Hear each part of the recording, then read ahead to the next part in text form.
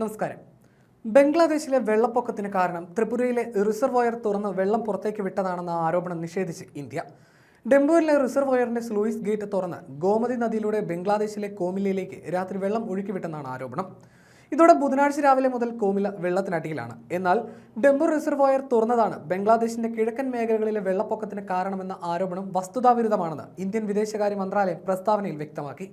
Reservoir തുറക്കുന്നത് സംബന്ധിച്ച് ഔദ്യോഗിക അറിയിപ്പ് ത്രിപുര സർക്കാർ നൽകിയിട്ടില്ലെന്നും ബംഗ്ലാദേശ് ആരോപിച്ചു. കനത്ത മഴയെ തുടർന്നാണ് 31 വർഷത്തിനു ശേഷം ഗേറ്റ് തുറന്നതെന്നത് മനസ്സിലാക്കാനാകുന്ന കാര്യമാണെങ്കിലും ഇത് ബംഗ്ലാദേശിനെ അറിയിക്കാത്തത് മോശമാണെന്നും ബംഗ്ലാദേശ് ജലവികസന ബോർഡ് പറഞ്ഞതായി ബംഗ്ലാദേശ് മാധ്യമങ്ങൾ റിപ്പോർട്ട് ചെയ്തു. എന്നാൽ കഴിഞ്ഞ ഏതാനും ദിവസങ്ങളിലായി റിസർവോയറിന്റെ വൃഷ്ടിപ്രദേശത്ത് കനത്ത മഴയാണ് പെയ്യുന്നതെന്നും ഇതാണ് വെള്ളപ്പൊക്കത്തിന് കാരണമായതെന്നും ഇന്ത്യൻ മന്ത്രാലയം അറിയിച്ചു. ത്രിപുരയിലും അതിനോട് ചേർന്നുള്ള ബംഗ്ലാദേശിന്റെ മേഖലകളിലും ജനങ്ങൾ സമാന ദുരിതമാണ് അനുഭവിക്കുന്നതെന്നും മന്ത്രാലയം വ്യക്തമാക്കി.